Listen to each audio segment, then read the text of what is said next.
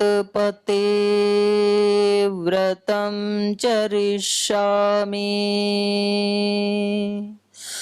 तच्छकेयं तन्मे राध्यताम्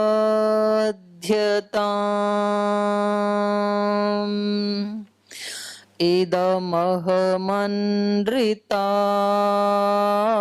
सत्यमुपैमि ॐ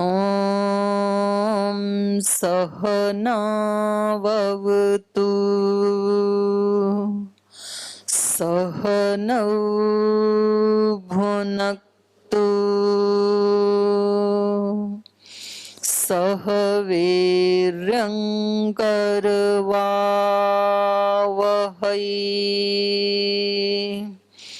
तेजस्विनावधीतमस्तु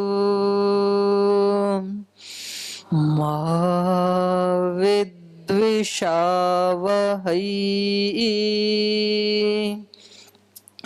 ॐ अग्नेनाय सुपथाराये अस्मान् विश्वानि देववयुनानि विद्वान् युयोध्यस्मज्जुहुराणमेनो भूयिष्ठान्ते नम उक्तिं विधेम ॐ असतो मा सद्गमय तमसो मा ज्योतिर्गमय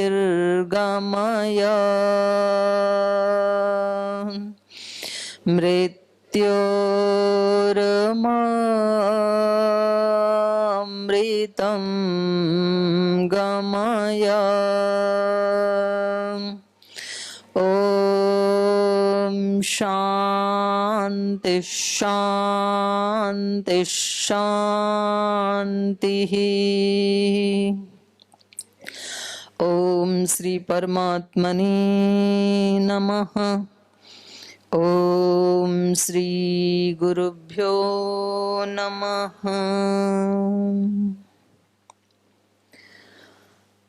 ओम परम श्रद्धेय वंदनीय प्रातः स्मरणीय पूज्य गुरुदेव और श्रद्धेय आचार्य श्री की पावन सूक्ष्म उपस्थिति को प्रणाम करते हुए, नमन वंदन करते हुए आज इस सभागार में उपस्थित हमारे महाराष्ट्र प्रांत, गुजरात, मुंबई, गोवा, पश्चिम बंगाल, कलकत्ता, इन सब प्रांतों से हमारी राज्य प्रभारी बहनें जो पिछले 15 वर्षों से अहर्निश इस गुरु सेवा के कार्य में, योग सेवा के कार्य में संलग्न हैं, सहराज्य प्रभारी बहनें, राज्य कार्यकारिणी की सदस्य बहनें, उन सब के ही अथक पुरुषार्थ का ये फल है कि आज लगभग इन सब प्रांतों से आप 500 बहनें नव प्रशिक्षण लेकर के यहाँ गुरु के धाम में उपस्थित हुई हैं। तो हमारी इन सभी राज्य प्रभारी बहनों का एक बार जोरदार अभिनंदन है। और यहाँ आपको पिछले 3 दिन से जो अहर्निश ऐसे आपकी केयर कर रही हैं माँ की तरह से, हमारी साध्वी बहनें, पूज्य साध्वी देवादिति जी, पूज्य साध्वी देववाणी जी, पूज्य साध्वी देव गरिमा जी, आदरणीय बहन अर्पिता जी, तो रात को भी आपके साथ ही सोते हैं, सुबह आपके साथ ही उठते हैं, आपके साथ ही खाते पीते हैं। मेरी कुछ उधर भी ड्यूटियां लगी हैं तो मैं रात को उधर चली जाती हूँ। तो हमारी इन सभी पूज्य साध्वी बहनों का भी एक बार जोरदार अभिनंदन। और कुछ साध्वी बहनें जो सेवा करती हैं संवाद आदि की, आप लोगों के साथ बातचीत करती हैं, लेकिन क्योंकि उनकी अभी पढ़ाई भी साथ साथ चल रही है तो वो यहाँ आ नहीं पाई हैं। लेकिन एक अच्छी टीम तैयार हो गई है अभी, और भी आगे इसमें हमारी जो विदुषी साध्वी बहनें हैं उस संगठन के कार्य में और भी ज्यादा लगने वाली हैं अभी।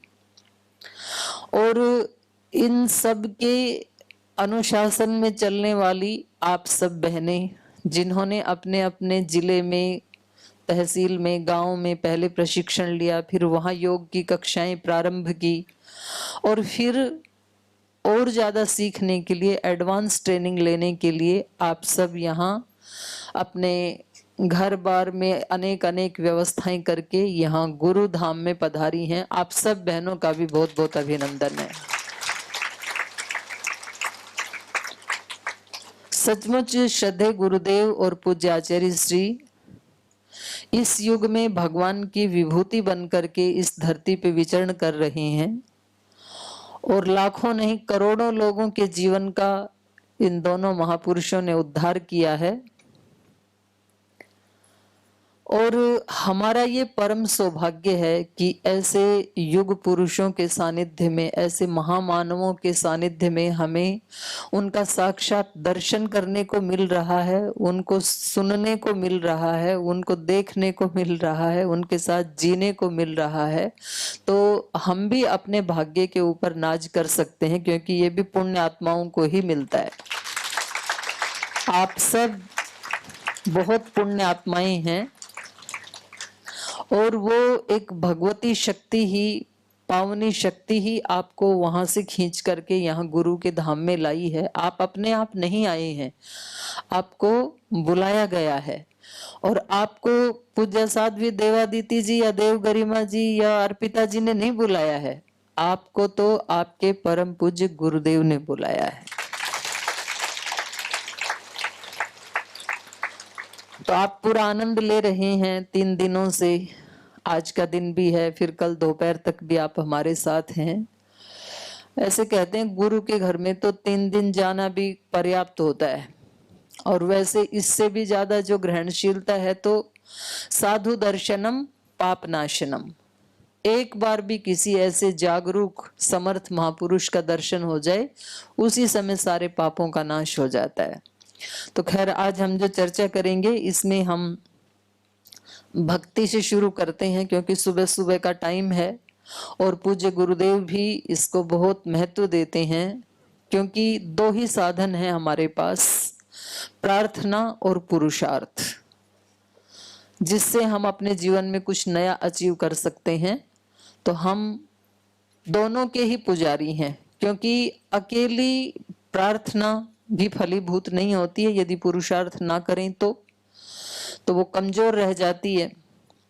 और अकेला पुरुषार्थ भी अहंकार को बढ़ा देता है। यदि श्रद्धा भक्ति हृदय में ना हो तो, विनम्रता का भाव ना हो तो क्योंकि सुबह का सत्र है तो हम इसी से प्रारंभ करते हैं।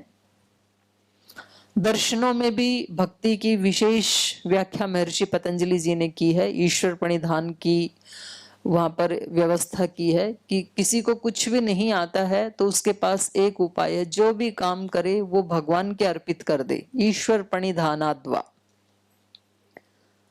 ईश्वर को प्रणिधान करने से उसके सब दुखों का, शोकों का नाश हो जाता है।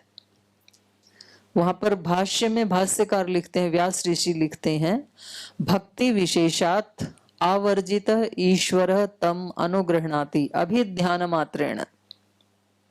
भक्ति विशेष से प्रसन्न किया हुआ ईश्वर एक बार अपनी दृष्टि डालते ही उस साधक के दोषों का नाश कर देता है। जैसे सूर्य की किरण जैसे ही आई धरती के ऊपर, तुरंत रात भर के अंधेरे का नाश कर देती है एक किरण। ऐसे गुरु की, माता पिता की, ईश्वर की एक दृष्टि पड़ जाती है तो हमारे जन्म जन्मांतरों के सब पापों का नाश हो जाता है। और हम सब तो बहुत सौभाग्यशाली हैं, एक बार नहीं कई कई बार दृष्टि पड़ी है। आपने तो एक एक व्यक्ति ने पर्सनल आशीर्वाद लिया है अपने गुरु के पैर छू करके। ऐसा किसी भी महापुरुष के पास संभव नहीं है। हम तो बहुत महापुरुषों के पास गए हैं, 5 फीट दूर से आशीर्वाद मिलता है। ये पहले ऐसे युग पुरुष हैं जो कोई बंधन नहीं है, कोई बैरिकेड नहीं है, कोई भी व्यक्ति आपका कोई पहचान भी नहीं थी, नाम भी नहीं जानते थे, लेकिन कोई यहाँ पर भेदभाव नहीं है। जो बहनें योग से जुड़ी हैं, अध्यात्म से जुड़ी हैं, गुरु के घर में आई हैं, आप ही नहीं, बहुत सारे स्वास्थ्य साधक यहाँ पतंजलि योग पीठ वेलनेस में, योग ग्राम में आते हैं। बोल जी ऐसे तो पास से किसी भी महापुरुष के पास मिलने को नहीं मिलता है। तो ये भी बहुत बड़ा सौभाग्य है हमारा। तो मैंने बताया योग दर्शन में जो भक्ति विशेष के बारे में बताया है, ऐसे ही क्योंकि हमारे तो गुरुदेव का नाम भी श्री राम ही है और हम वैसे भी श्री राम के पुजारी हैं। तो श्री राम ने ये जो भक्ति है, नवधा भक्ति, ये शबरी माता को दी थी। शबरी माता जो वर्षों से उनका इंतजार कर रही थी कि कब श्री राम मिलेंगे और कब मेरे जन्म जन्मांतरों के पाप धुल जाएंगे। तो उनकी इस भक्ति प्रार्थना ने, इस उनकी तपस्या ने श्री राम को अपने पास बुलाया और श्री राम ने उनको इस नवधा भक्ति का आशीर्वाद दिया। उन्होंने कहा कि प्रभु मैं तो कुछ जानती नहीं हूं, मैं तो इस जंगल में रहने वाली हूं, एक शबर जाति भील जाति में पैदा हुई, बस मेरे तो मन में एक अभीप्सा थी, तो बाकी तो मैं कोई जानी तो नहीं हूं, कुछ पढ़ी लिखी भी नहीं हूं। तो श्री राम ने कहा कि आज मैं आपको ऐसी भक्ति का उपदेश करता हूं कि युग युगांतरों तक ये भक्ति आपके नाम से सदा प्रसिद्ध रहेगी और जो ये 9 प्रकार की भक्ति करेंगे उनके जीवन का पूर्ण कल्याण होगा। तो उनमें से प्रथम भक्ति है, प्रथम भक्ति संतन कर संगा। ये सुना करके तो कल पूज्य साध्वी देववाणी जी सुनाएंगी आपको, क्योंकि गाने का कंठ भगवान ने उनको दिया है और चर्चा मैं करती हूँ। तो बहुत सुंदर गाती है ना, तो एक बार तालियां हो जाए। तो ये भी भगवान की विभूति होती है। जैसे आपको थोड़ी देर पहले दैवी संपद स्मरण करवा रही थी ना पूज्य साध्वी, मैं सुन रही थी फोन के ऊपर। ये भी दैवी संपद है। हमारे पास देखो कोई भी गुण है यदि किसी के अंदर, वक्तृत्व का है, नेतृत्व का है, गायन का है, शारीरिक सौंदर्य है, आर्थिक सौंदर्य है, मानसिक, कोई भी चीज है हमारे पास, तो वो सब हमारी नहीं है। दैवी संपद में जितने भी गुण आए हैं ना, 26 गुण हैं, 26 के 26 गुण वो भगवान के गुण हैं। अभयम, निर्भयता, ये भगवान का गुण है, हमारा गुण नहीं है। अभयम, सत्व संशुद्धि, बुद्धि की शुद्धि, सत्व की शुद्धि। अभयम सत्व संशुद्धिर ज्ञान योग व्यवस्थिति, दानम दमश्च यज्ञश्च स्वाध्यायस्तप आर्जवम, अहिंसा सत्यम क्रोधः त्यागः शांतिरपैशुनम, दया भूतेषु लोलुप्त्वम मार्दवम ह्रीरचापलम, तेज क्षमा धृति शोचम अद्रोहो नातिमानिता, भवन्ति संपदम दैवीम अभिजातस्य। ये सब दैवी संपद है। तो पूज्य साध्वी जी के पास जो गला है वो भी किसकी संपदा है? देववाणी जी की है कि भगवान की? भगवान की है, देववाणी जी की नहीं है। भगवान की दी हुई है, लेकिन उसका पात्र बनना पड़ता है। जो जिसका पात्र उसको भगवान वैसा देता है। तो अपने पास कोई भी चीज हो तो उसका अहंकार नहीं करना। लास्ट में जो एक शब्द आया है ना, नातिमानिता, न अतिमानिता। जैसे कोई बहन योग बहुत अच्छे से सिखाती है, उसकी कक्षा में 100 से लेके 200 300 भाई बहन आते हैं, हम उनको भी पुरस्कृत करने वाले हैं। ऐसी 4 बहनों के नाम आए हैं हमारे पास, जिनकी कक्षा में 100 से लेकर के 150 200 300 तक भाई बहन आते हैं। तो उनका ऐसा प्रेजेंटेशन अच्छा रहता होगा, इसीलिए तो ज्यादा आते हैं। लेकिन पुरस्कार लेकर के भी, सबकी तालियां सुन करके भी मन में ना आती मान्यता, अहंकार नहीं आना चाहिए, क्योंकि ये भगवान की गॉड की गिफ्ट है, ये ईश्वर की देन है। तो ऐसे ही प्रथम भक्ति संतन कर संगा, संतों का संग जिसको मिल गया तो समझ लीजिए एक भक्ति सिद्ध हो गई। जैसे ही शबरी माता को श्री राम मिले उनकी भक्ति सिद्ध हो गई। आप यहाँ पतंजलि योग पीठ में आ गए, संतों का संग आपको मिल गया, पूज्य गुरुदेव का, श्रद्धेय आचार्य श्री का उपदेश भी मिल गया, सानिध्य भी मिल गया, आशीर्वाद भी मिल गया, माला भी मिल गई, फोटो भी मिल गई, माल भी मिल गया, माला माल हो गई। तो ये प्रथम भक्ति है। दूसरी रति मम कथा प्रसंगा, दूसरी भक्ति है जो भगवान की कथाएं हैं, जो ईश्वर की अनेक अनेक लीलाएं हैं, जो उनके अनेक अनेक प्रेरणादायक प्रसंग हैं भक्तों के बारे में, उनको सुनना, ये भी दूसरी भक्ति है। तो हमें अपने बेड के ऊपर जब हम रात को सोते हैं, किसी महापुरुष की, किसी भक्त की जीवनी अपने साथ रखनी चाहिए और प्रतिदिन कुछ ना कुछ थोड़ा सा उनके बारे में या एक भक्त के बारे में पढ़ करके तब सोना चाहिए।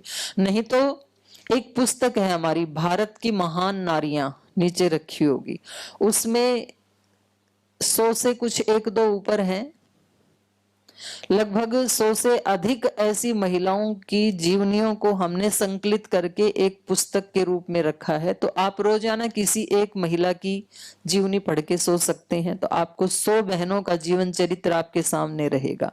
तो ये दूसरी प्रकार की भक्ति है। गुरुपद पंकज सेवा, तीसरी भक्ति अमान।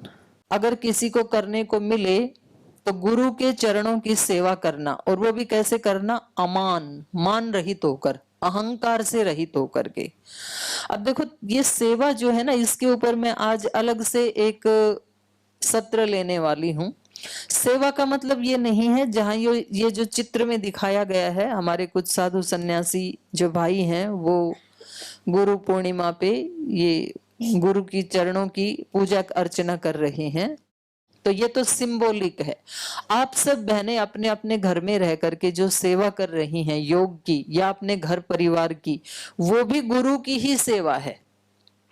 तो ये तीसरी प्रकार की भक्ति है। जब हम श्रद्धा पूर्वक अपने कर्तव्य का पालन करते हैं, भक्ति करते हैं, तो ये समझ लीजिए भगवान की तीसरी भक्ति हो गई है। चौथी भक्ति मम गुण गण करई कपट तज गान। चौथी प्रकार की भक्ति क्या है, भगवान के गुणों का गान करना, और वो भी कैसे करना, छल कपट से रहित होकर के। व्यक्ति हनुमान चालीसा भी पढ़ते जाते हैं, गाड़ी में बैठे बैठे दुकान पे भी जा रहे हैं, साथ में फोन भी चल रहा है, आज कौन सा ग्राहक आएगा, उसके कितना डिस्काउंट लेना है, कितना उसको देना है, कितना आज प्रॉफिट करना है, तो भक्ति भी चल रही है। तो ये भगवान के साथ छल है या अपने आप के साथ छल है? अपने आप के साथ छल है, भगवान से तो क्या ही छल करेंगे हम, भगवान तो भगवान है। तो छल कपट से रहित होकर के, क्योंकि शबरी ने कोई दिखावे के लिए भक्ति नहीं की थी, सच्ची श्रद्धा से भक्ति की थी उसने। तो इसलिए चौथी प्रकार की भक्ति है भगवान के गुणों का गान करना, जो भी आपको आता है। जब आप अशांत होते हैं, परेशान होते हैं, तो आप कहिए हे भगवान, आप तो परम शांति देने वाले हैं, परम सुख देने वाले हैं। ऐसे गुणों, उनके इस गुण का गान करते ही हमारे अंदर भी वो शांति और वो सुख आने लगता है। क्योंकि हर व्यक्ति के जीवन में कुछ ना कुछ बाधाएं तो आती हैं, तो उस समय उस जो हम जिस परिस्थिति में फंसे हैं उससे विपरीत जो भगवान के गुण हैं उनका गान करना चाहिए। तो स्तुति से प्रीति पैदा होती है। भगवान की स्तुति क्यों करनी चाहिए? जब हम यज्ञ करते हैं तो अथेश्वर स्तुति प्रार्थना उपासना ऐसे बोलते हैं ना, तो 3 चीजें करते हैं 8 मंत्रों में, स्तुति, प्रार्थना और उपासना। स्तुति से क्या होता है, जिसकी हम स्तुति करते हैं उससे प्रीति बढ़ जाती है। जैसे राजनीति में कुछ ऐसे लोग होते हैं जिनको टिकट चाहिए, तो वो अपने से ऊपर वाले अपने बॉस की स्तुति करते हैं, स्तुति करते हैं तो उस व्यक्ति के साथ प्रीति हो जाती है और फिर उसको टिकट मिल जाती है। तो ये तो है छल पूर्वक, क्योंकि उसको टिकट चाहिए इसलिए स्तुति कर रहा है। लेकिन भगवान की स्तुति छल पूर्वक नहीं करनी। इसमें कहा ना कपट तजी गान, कपट छोड़ करके, छल कपट छोड़ करके फिर उसके गुणों का गान करना चाहिए। तो आप कोई स्तोत्र का गान कर सकते हैं, कोई संस्कृत गीतिका का वो भी नहीं आए तो आप अपनी सीधी सिंपल भाषा में भगवान के साथ बातचीत करना, उनके गुणों का गान करना, जो जैसा आप समझे हैं वैसा ही, या तो कोई भजन गुनगुनाना, कविता गुनगुनाना, तो उससे आपको रिलैक्स होगा। कल एक बहन पूछ रही थी ना, बोल जी आजकल ना ये स्ट्रेस, तनाव, अनिद्रा, ये रोग बहुत बढ़ रहे हैं, ऐसे लोग आते हैं हमारे पास क्लास में, तो आप उनको ये बताइए, जब वो ऐसे करते हैं, आपको पता है पहले तो माताएं हर काम करते हुए भजन गुनगुनाते हुए करती थी, तो उससे उसकी काम की क्वालिटी भी अच्छी हो जाती है, और काम किया है वो थकान तो होती ही नहीं है, स्ट्रेस कम हो जाता है। तो चौथे प्रकार की भक्ति बताई है, मंत्र जाप मम दृढ़ विश्वासा, पंचम भजन सो वेद प्रकाशा। पांचवें प्रकार की भक्ति है मंत्र जाप करना। जैसे अभी भी हमने मंत्र जाप करके फिर ये सेशन प्रारंभ किया है। मंत्र को मंत्र क्यों कहते हैं? मत्री धातु से बनता है मंत्र शब्द, और उस धातु का अर्थ है मत्री गुप्त परिभाषणे। गुप्त परिभाषण, जैसे हम किसी दूसरे को नहीं सुनाना चाहते हैं और एक ही व्यक्ति को कुछ सुनाना चाहते हैं, तो हम क्या करते हैं, उसके कान में कोई बात बोलते हैं ताकि बाजू वाला भी सुन ना सके, बस केवल दो के बीच में ही संवाद हो। तो ये जो मंत्र है ये भक्त और भगवान के बीच का संवाद है, गुप्त परिभाषण है भगवान के साथ, उसको मंत्र कहा है। तो उस दृष्टि से जब उसका जाप किया जाता है बिना किसी का दिखावा किए, अपनी उस एक परम शक्ति के साथ जाप भी करें, तज्जपस तदर्थ भावनम ऐसे कहा है योग दर्शन में, वैसी भावना भी करें, वैसा जाप भी करें। और मम दृढ़ विश्वासा, मम का मतलब है ईश्वर। भगवान कहते हैं, श्री राम कह रहे हैं माता शबरी को कि मेरे अंदर दृढ़ विश्वास भी होना चाहिए, जैसे शबरी को विश्वास था कि राम आएंगे, जरूर आएंगे, ऐसा दृढ़ विश्वास होना चाहिए कि ईश्वर नाम की सत्ता इस संसार में है और वो मुझे मेरे कर्मों के अकॉर्डिंग ही फल दे रही है, और जब मैं इनको अपने बुरे कर्मों को या दोषों को हटाने का प्रयास कर रही हूं तो जरूर वो इसमें मेरी सहायता करेंगे और एक दिन मेरे सब दोषों का नाश हो जाएगा, मैं बिल्कुल निष्पाप पावन पवित्र होकर के भगवान की कृपा की पात्र बन जाऊंगी। ऐसा दृढ़ विश्वास होना चाहिए। तो फिर क्या होगा इस पांचवें भक्ति से? पंचम भजन सो वेद प्रकाशा। वेद का मतलब होता है ज्ञान। ज्ञान का प्रकाश एक दिन मेरे अंदर भी ऐसे ही हो जाएगा जैसे लाखों लाखों ऋषि ऋषिकाओं के हृदय में कभी हुआ था। जैसे शबरी माता के हृदय में ज्ञान का प्रकाश हुआ, वैसे ही हम सब बहनों के हृदय में भी गुरु कृपा से, भगवत कृपा से उस ज्ञान का प्रकाश हो सकता है। ये पांचवी भक्ति है। छठ दम शील विरति बहुकर्मा, निरत निरंतर सज्जन धर्मा। छठी प्रकार की भक्ति है दम शील विरति, दमन पूर्वक, इंद्रियों का दमन, शील मतलब अपनी पवित्रता की रक्षा करते हुए। यहां उत्तर भारत में खास करके मैंने हरियाणा में देखा, जब फसल की कटाई हो जाती है उसके बाद कुछ बालियां खेत में बिखर जाती हैं, जैसे गेहूं आदि की कटाई करते हैं, फिर उन बालियों को इकट्ठा किया जाता है तो उसको बोलते हैं शिला। शिला कर रहे हैं कटाई के बाद, तो उस शिला का मतलब है सील के साथ। एक एक गुण जहां कहीं भी सृष्टि में बिखरे हुए हैं उनको चुगना, उनको इकट्ठा करना और उनको अपने जीवन में धारण करने का प्रयास करना, यह है शील। इंद्रियों का स्वभाव है बाहर की तरफ जाना, विषयों की तरफ जाना। इंद्रियों का स्वभाव है जब समृद्धि ग्राम में आ गए तो दिव्य पेय नहीं चाहिए, चाय चाहिए। इंद्रियों का स्वभाव है कुछ फल भी हो जाए, कुछ मिठाई भी हो जाए, सब्जी भी थोड़ी सी चटपटी हो जाए, तो ये स्वभाव है इंद्रियों का। तो क्या करना है इंद्रियों का? दमन। क्योंकि मुश्किल से 3 दिन का अवसर मिला है तपस्या करने का, कभी गुरुकुल में गए नहीं बचपन में, कभी ऐसे घर से अलग होकर के ऐसा सीधा साधा खान पान रहन ऐसा तो हुआ नहीं, मुश्किल से जीवन में एक बार अवसर आया तपस्या करने का, तो ये अवसर हम अपने हाथों से नहीं जाने देंगे, 100% तप करेंगे। यह है इंद्रियों का दमन।